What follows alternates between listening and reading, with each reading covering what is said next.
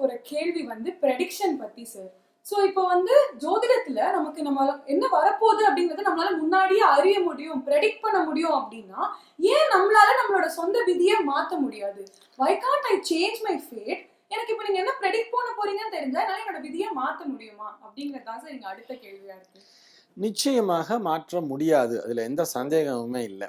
இப்போ அடுத்த கொஸ்டின் உங்களுக்கு என்ன வரும்னா, மாற்ற முடியாது அப்படின்னு வரும்பொழுது நான் எதுக்கு ஜாதகம் பார்க்கணும், இதானே நடக்க போகுது, ஏதோ ஒன்று நடக்கிறது நடந்துட்டு போகுது அப்படின்னு சொல்லி விட்டுடலாமே அப்படின்னு சொன்னால் எதுக்காக நம்ம ஜாதகம் பார்க்கணும்னு சொன்னால் ஒரு கைடன்ஸ் கொடுக்குறோம் உங்களுக்கு.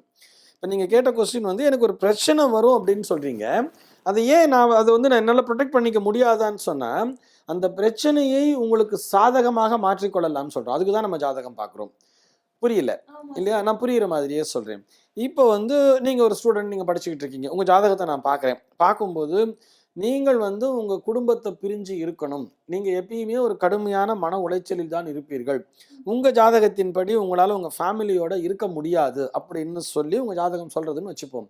அப்போ நம்ம என்ன பண்ணணும்னு சொன்னால் அதை நமக்கு சாதகமாக பயன்படுத்தி கொள்ள வேண்டும். எப்படின்னு சொன்னால், எனக்கு வந்து இந்த சென்டிமெண்ட் ஃபீலிங்கிறது அதிகம், ஆனால் வந்து என்னுடைய குடும்பத்தாரோட என்னால் இருக்க முடியாதுன்னு சொன்னால் உங்களுடைய உயர்கல்வியோ அல்லது உங்களுடைய வேலையையோ நீங்கள் ரொம்ப தூரத்தில் அமைச்சுக்கணும்.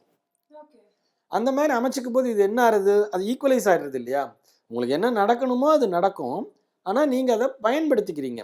இன்னொரு விஷயம் சொல்கிறேன், நீங்கள் எப்பயுமே கடன்காரனாக தான் இருக்கணும்னு உங்கள் ஜாதகம் சொல்கிறதுன்னு வச்சுக்கோமே. ஐயோ நான் கடன்காரனாக இருக்கணுமாண்ணா, அப்போ என்னடா நான் எப்போ பார்த்தாலும் கடன் வாங்கிட்டே இருப்பேனா அப்படின்னு சொன்னால் அதை நமக்கு எப்படி சாதகமாக பயன்படுத்திக்கலாம்னு சொன்னால், ஏதோ ஒரு ப்ராப்பர்ட்டி வாங்கிடுங்க, ஒரு பேங்க் லோன் போய் ஒரு ப்ராப்பர்ட்டியை வாங்கிடுங்க, கடன் மாதம் மாதம் அடைச்சிக்கிட்டே இருப்பீங்க, இஎம்ஐ கட்டிக்கிட்டே இருப்பீங்க.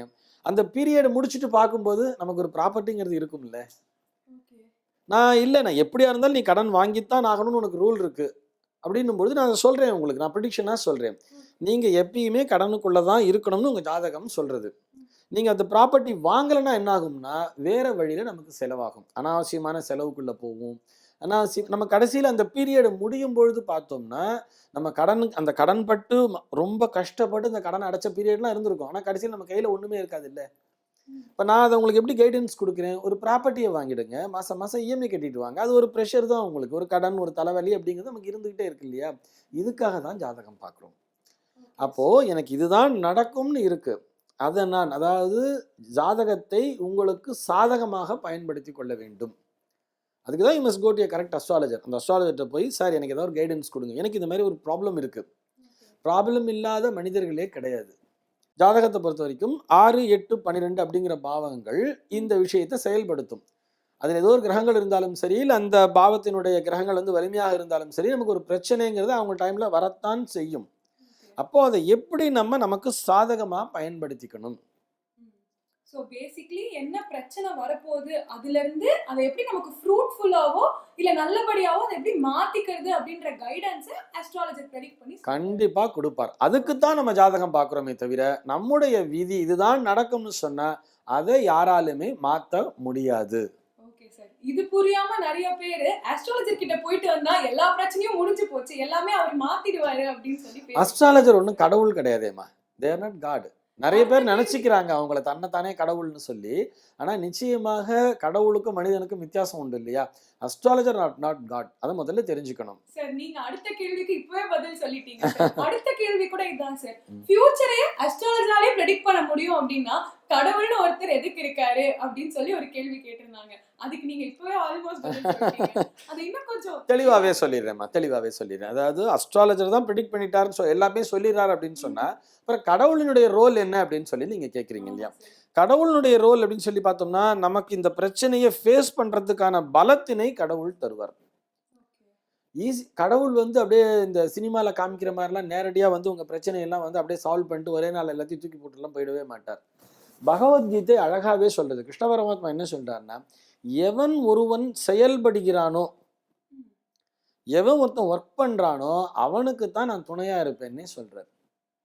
இப்போ உங்கள் ஜாதகத்தில் வந்து எல்லாமே அதிர்ஷ்டகரமாக இருக்கிறது, உனக்கு எல்லாமே சூப்பராக இருக்குது, உனக்கு நல்ல சம்பாத்தியம் இருக்குது அப்படின்னு சொன்னால் நான் வேலைக்கே போகாமல் சும்மா உட்காந்துன்னா எனக்கு எப்படி சம்பாத்தியம் வரும்?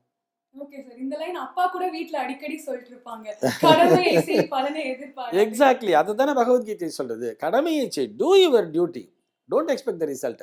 பட் உன் ஜாதகத்துல பலன் நல்லா இருக்கும்போது நிச்சயமாக உங்களுக்கு நல்ல பலன் தான் நடக்கும். கடவுள் அந்த ரோல் அங்கதான் ப்ளே பண்றாரு. அவருடைய ரோல் என்னன்னு சொன்னா நமக்குரிய அந்த பலத்தினை தருகிறார். நிறைய பேர் பார்த்தோம்னா அவங்க கஷ்டப்பட்டா கூட அவங்களுக்கு வந்து ஒரு ப்ராப்பரான ஒரு நல்ல ரிசல்ட்டுங்கிறது கிடைக்காது. அதுக்காக கடவுள் இல்லைன்னு அர்த்தம் இல்லை. இவர்கள் கடவுள் நம்பிக்கை உள்ளவர்களாகவும் இருப்பார்கள். நான் இவ்வளோ தூரம் நான் சுவாமிகிட்ட போய் பிரார்த்தனை பண்ணேன், உங்கள் குழந்தைகளுக்கெல்லாம் புரியுற மாதிரியே சொல்கிறேனே, இந்த எக்ஸாமினேஷன் டைமில் போய் பார்த்தோம்னா இந்த கோவிலெல்லாம் எல்லா இடத்துலையுமே பார்த்தா நம்பராக எழுதி வச்சிருப்பாங்க. அவங்க எக்ஸாம் நம்பர் போய் சுற்றி எழுதி வச்சிருப்பாங்க. கடவுளை வந்து எக்ஸாம் எழுத போகிறாரு, இல்லை அவரை வந்து ரிசல்ட் போட போகிறாரு. இது இவங்களுக்கு ஒரு நம்பிக்கை. அதே நேரத்தில் நம்ம போய் எக்ஸாமினேஷன் ஹாலில் உட்காரும் பொழுது நமக்கு நிச்சயமாக இறைவன் துணை இருப்பார். நமக்கு அந்த ப்ரெசன்ஸ் ஆஃப் மைண்டுங்கிறது ஒர்க் பண்ணும் அப்படிங்கிறது தெரியும். உங்களுக்கு அங்கே போய் கொஸ்டின் பேப்பர் பார்த்தோன்னா பிளாங்காக ஃபீல் பண்ணுவோம், ஒன்றுமே தெரிஞ்சிருக்காது. அதே வெளியில் வந்து பார்த்தோம்னா நமக்கு அதுக்கான ஆன்சர் நல்லாவே தெரியும், முன்னாடியே நல்லா படிச்சிருப்போம். ஆனால் அந்த நேரத்தில் தோண மாட்டேங்குது இல்லையா? அந்த நேரத்தில் தோணணும்னு சொன்னால் நமக்கு கடவுள் நம்பிக்கைங்கிறது வேணும். இப்போ நம்ம கடவுளை பிரார்த்தனை பண்ணிட்டு போகும் பொழுது நமக்கு அந்த ப்ரெசன்ஸ் ஆஃப் மைண்டுங்கிறது அந்த நேரத்தில் கரெக்டாக ஒர்க் பண்ணும். அப்போ கடவுள் எங்கே ப்ளே பண்ணுறாருங்கிறது உங்களுக்கு புரியுதா? ஆனால் திரும்பவும் சொல்கிறேன், எவன் ஒருவன் செயல்படுகிறானோ, எவன் ஒருவனிடத்தில் முயற்சி என்பது இருக்கிறதோ அவன்தான் வெற்றி பெறுவான். தெய்வத்தால் ஆகாதெனினும் முயற்சி தன் மெய்வருத்த கூலி தரும் அப்படின்னு சொல்லி வள்ளுவர் சொல்லியிருக்கார். தெய்வத்தால் ஆகாதெனினும்னா அப்ப தெய்வம் செயல்படலைன்னு அவர் சொல்லல, முயற்சி தன் மெய்வருத்த கூலி தரும் அப்படின்னு சொல்லிட்டார். உன்னுடைய முயற்சி இருந்தால் ஆட்டோமேட்டிக்கா அங்க வந்து இறைவன் உனக்கு துணையாக இருப்பார். அதில் எந்த விதமான சந்தேகமும் கிடையாது. நீங்க சொன்ன அந்த எக்ஸாமோட எக்ஸாம்பிள் வந்துட்டு ரொம்ப நல்லாவே புரிஞ்சுது சார். சோ இப்போ நான் வந்து என்னோட முழு எஃபர்ட்ஸை போட்டுட்டேன்னா அந்த எஃபர்ட்ஸ்க்கான பலனா ஒரு எனர்ஜி பூஸ்டரா அவர் எனக்கு கண்டிப்பா அப்ப ஹெல்ப் டெஃபினட்டா எக்ஸாக்ட்லி அதுதான் மெயினான விஷயம்.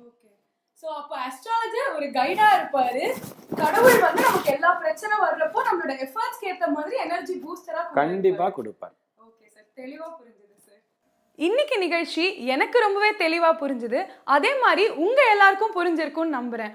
உங்க எல்லாருக்கும் நிறைய கேள்விகள் நிகழ்ச்சிக்கு அப்புறம் வந்திருக்கும்.